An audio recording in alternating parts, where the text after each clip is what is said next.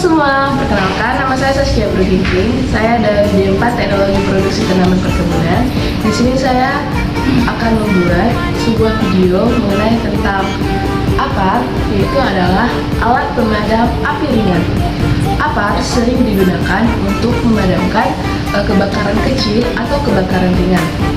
Nah, di sini saya akan membuat suatu video di mana video ini adalah untuk memenuhi tugas yang diberikan oleh dosen penganggur saya, yaitu Pak Dep Misman, BSN, FSCA, OHS.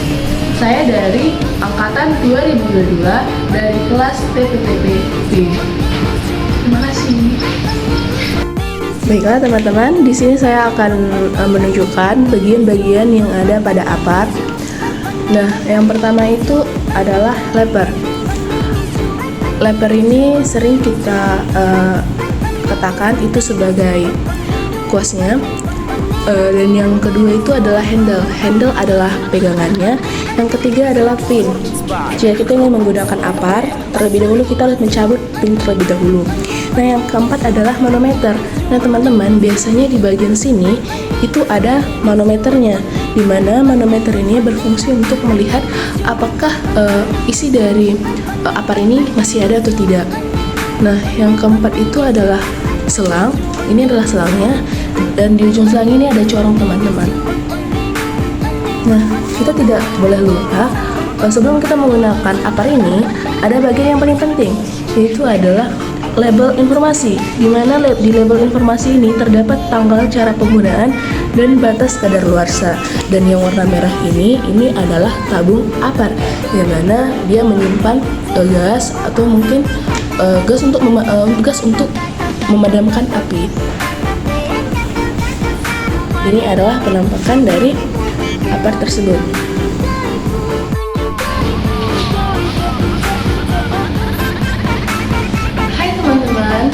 Baiklah, di sini telah ada APAR. APAR adalah alat pemadam api ringan. Nah, di sini saya akan menjelaskan bagaimana penggunaan APAR. Nah, yang pertama yang harus kita perhatikan terlebih dahulu jika kita ingin menggunakan APAR adalah yang pertama yang harus kita perhatikan adalah manometer. Apa sih manometer? Manometer biasanya berada di sini, teman-teman. Dan di sini itu bertujuan atau berfungsi untuk kita mengetahui apakah APAR tersebut masih memiliki gas atau cairan yang berfungsi untuk memadamkan api atau tidak. Nah, jika APAR-nya berwarna hijau, berada di garis hijau, nah berarti APAR itu masih memiliki isi yang full. Tapi jika sudah berada di garis merah, berarti APAR tersebut sudah habis dan tidak bisa digunakan. Nah, yang kedua yang harus diperhatikan adalah label informasi. Nah, apa sih fungsi dari label informasi? Fungsi dari label informasi tersebut itu berfungsi untuk kita dapat mengetahui bagaimana step by step untuk penggunaan APAR. Nah, seperti ini dia ada 3 step, teman-teman. Nah, dan kita juga perlu mengetahui kapan tanggal kadaluarsa dan kita tidak dapat menggunakan APAR tersebut. Nah, biasanya APAR itu tidak bisa digunakan 4-5 tahun, lebih dari 4-5 tahun. Nah, berarti batasnya itu cuma 5 tahun ya, teman-teman. Setelah kita beli, batasnya itu 5 tahun dapat kita gunakan. Nah, baiklah, di sini saya akan menjelaskan bagaimana cara penggunaan APAR tersebut. Pertama, jika terjadi kebakaran, hal yang pertama harus kita ketahui adalah ini adalah namanya pin. Nah, jika terjadi kebakaran, hal yang pertama yang kita lakukan adalah mencabut pin tersebut. Nah, setelah pin dicabut, tangan kiri memegang pegangan, tangan kanan mengambil selang dan corong, lalu jangan lupa kita tekan sampai 3 kali. 1, 2, 3.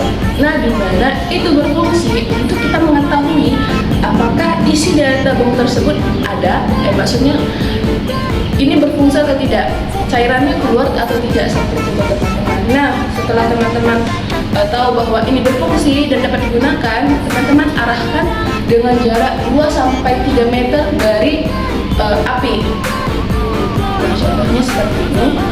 Kita buka, terus 2-3 meter. Nah, setelah api padam, apar kita letakkan atau letakkan itu berfungsi untuk orang lain mengetahui bahwa apar ini telah digunakan dan apar ini tidak bisa digunakan lagi. Nah, baiklah, begitulah penjelasan singkat dari saya mengenai bagian-bagian dari apar dan juga bagaimana cara penggunaan apar jika terjadi kebakaran. Jika saya memiliki salah kata atau kekurangan, saya meminta maaf. Saya Saskia Bro Ginting mengucapkan terima kasih.